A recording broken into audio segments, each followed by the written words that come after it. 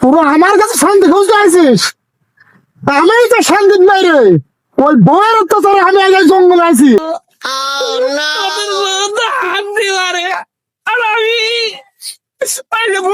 আমার টাকায় গাড়ি কিনে নাও, ওইটি আসলে শ্বশুররা দিয়ে এলো, সেই জন্য বউ আমার লাঠি দিবারে। তুই তো শুইছ, তুই তো মানুষ নাই, আমার মতন হবি। বল দেখে কোনো ভয় নেই। হ্যাঁ, বল সবসময় একদম পান নিচে রাখবি, মাথার উপর উঠতে দিবি না। আর তুই তুই তো শালা শুইছ। হ্যাঁ, শুইছ না হলে কেউ বসাতে মার খাই। ভাই আমি সব কথা মানলাম, কিন্তু ভাই আপনি যাই বলেন আমি সুইচ নাই ভাই।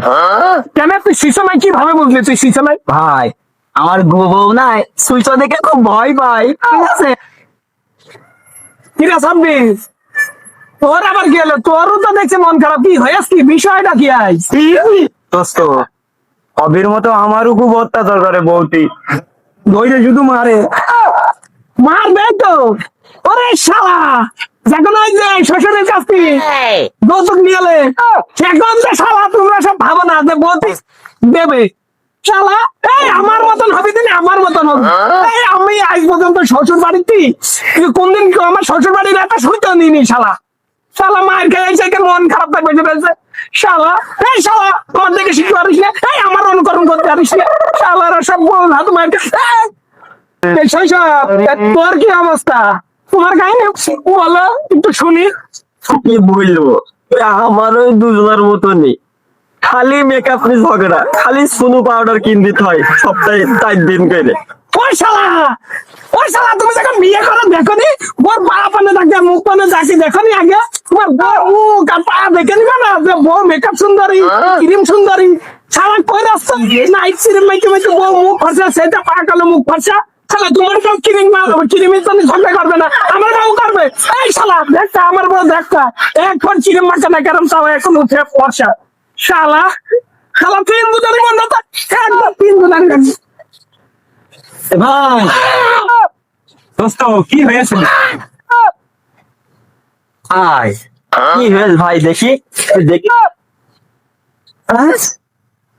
কি অবস্থা ভাই, কি রে ভাই, কি হয়েছে দোস্ত?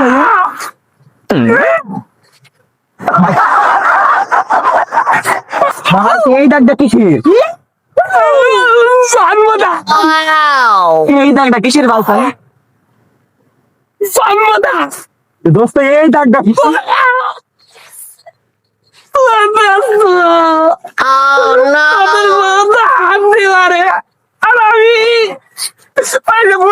আমার টাকায় গাড়ি কিনে নাও, ওইটি আসলে শ্বশুররা দিয়ে এলো, সেই জন্য বউ আমার লাঠি দিবারে। ভাই হ্যালো ভাই, এত নকশা করে লাভ আছে? আগের থেকে বললে এর একটা মীমাংসা করতে করতে চলেন চেয়ারম্যানের কাজ যাই, যে আমরা মীমাংসা করে গেছি। চলেন আসেন ভাই। বুঝবো চেয়ারম্যান সাহেব, উনি যে ওই পাকড়া গাছতলায় এক সন্ন্যাসী বসে, চলেন সবাই ওর কাছেই যাই। চল জেনে যাই, এরকম সমাধান হয় কিনা। চলেন চলেন। ওর জন্য ওর ছেড়ে ভালোই হয়েছে, ভক্ত হিন্দু পাইছি, নিফিরে খাওয়াও জড়ছে, আবার মালও কামাচ্ছে।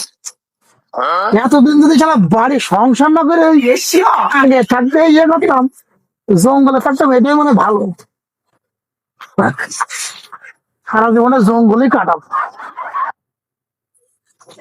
চেয়ারম্যান সাহেব, ওই যে লাল কাপড় পরে দেখেছেন চাষের গোড়ায়, ওই দিন সেই সন্তান বাবা মারা তোমার কাছেই তো সবাই আসলে শান্তি তুলা বলেন বাবা, বাবা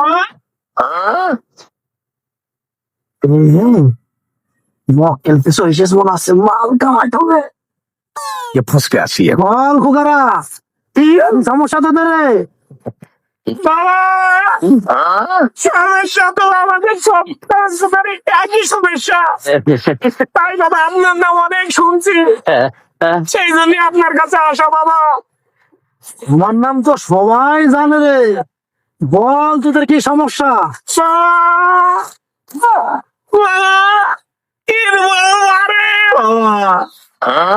আমাদের চেয়ারম্যান মারে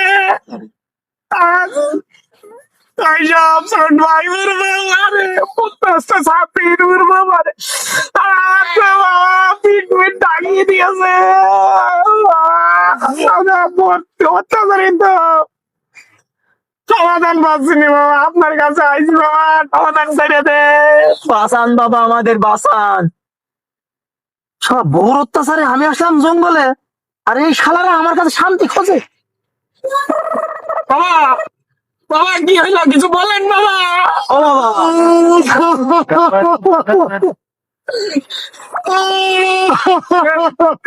আমি এই আমরা দেখেছি আমাদের অত্যাচারের এইটা শুনি কানতে বাবা। কি বাবা আপনি মহান বাবা, মহান, মহান বাবা, মহান। এই, শুনুন, তোরা আমার কাছে শান্তি খুঁজতে আসিস? আমি তো শান্তি নাই রে, ওই বইয়ের অত্যাচারে আমি আজ এই জঙ্গলে আছি। এই সন্ন্যাসী হয়েছে কি কারণে? আজ এই বইয়ের অত্যাচারের কারণে। ও তোদের তো কন্ট্রোল মেরেছে, আমি মায়ের খাতে খাতে খাতে বাড়ির শেষ সীমা মধ্যে দেখে ফেলেছি, না পারি আজ এই সন্ন্যাসী হয়েছি। আর তোরা আমার কাছে শান্তি খুঁজতে আসিস?